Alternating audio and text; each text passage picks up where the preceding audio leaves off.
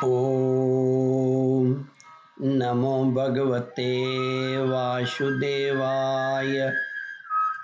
श्रद्धालु भक्तों, श्रीमद् भागवत महापुराण के 10वें स्कंद के पूर्वार्ध के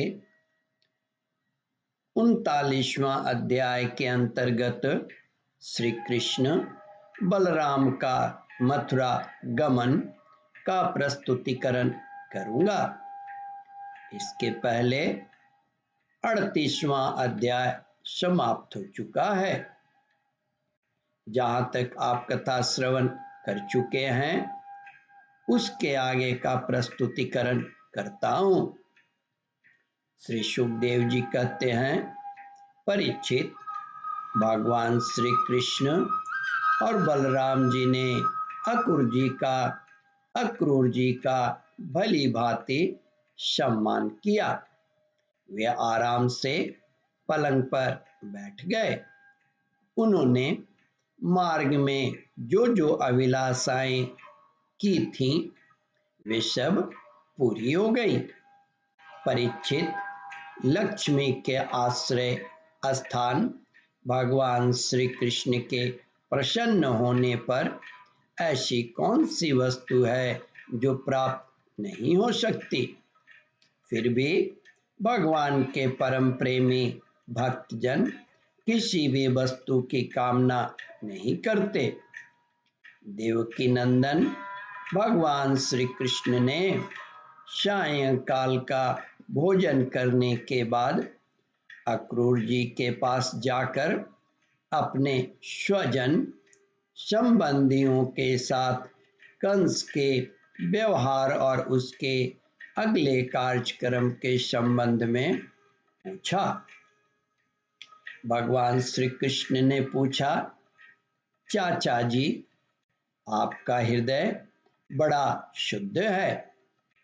आपको यात्रा में कोई कष्ट तो नहीं हुआ। स्वागत है। मैं आपकी मंगल कामना करता हूँ।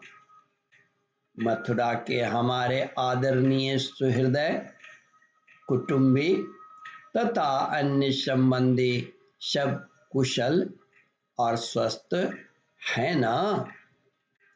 हमारा नाम मात्र का मामा कंस तो हमारे कुल के लिए एक भयंकर व्याधि है।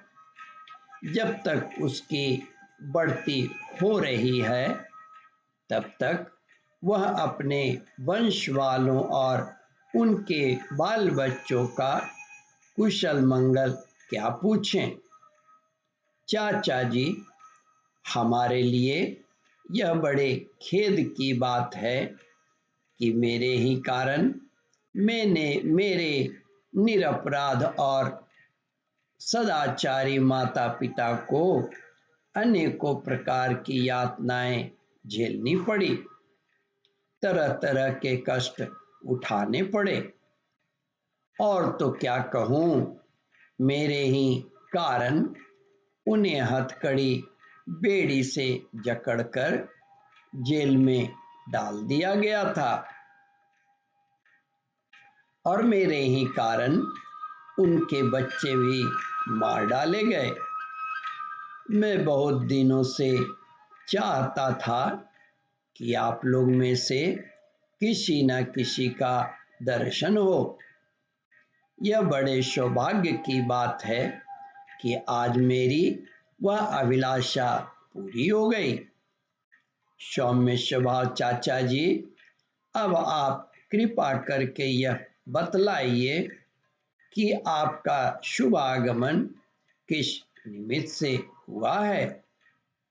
श्री सुखदेव जी कहते हैं, परीक्षित, जब भगवान श्री कृष्ण ने अक्रूर जी से इस प्रकार प्रश्न किया तब उन्होंने बतलाया कि कंस ने सभी यदुवंशियों से घोर बैर ठान रखा है। वह वसुदेव जी को मार डालने का उद्यम कर चुका है। अक्रूर जी ने कंस का संदेश और जिस उद्देश्य से उसने स्वयं अक्रूर जी को दूत बनाकर भेजा था, और नारद जी ने जिस प्रकार वसुदेव जी के घर श्री कृष्ण के जन्म लेने का वृतांत उसको बता दिया था, सो सब कह सुनाए। अक्रूर जी की यह बात सुनकर विपक्षी शत्रुओं का दमन करने वाले भगवान श्री कृष्ण और बलराम जी हंसने लगे, और इसके बाद उन्होंने अपने पिता नंद जी को कंस की आज्ञा सुना दी। तब नंद बाबा ने सब गोपों को आज्ञा दी, सारा गोरस एकत्र करो, भेंट की सामग्री ले लो और छकड़े जोड़ो। कल प्रातः काल ही हम सब मथुरा की यात्रा करेंगे और वहीं चलकर राजा कंस को गोरस देंगे। वहां एक बहुत बड़ा उत्सव हो रहा है, उसे देखने के लिए देश की सारी प्रजा इकट्ठी हो रही है, हम लोग भी उसे देखेंगे। नंद बाबा ने गांव के कोतवाल के द्वारा यह घोषणा सारे ब्रज में करवा दिया।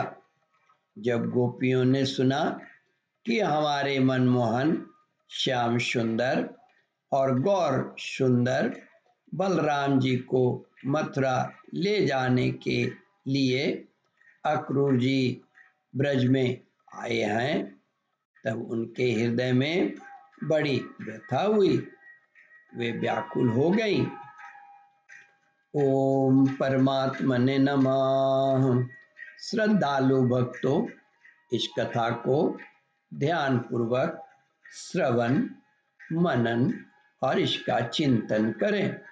इस कथामृत का रसास्वादन अपने बंधु बांधवों को भी करावे।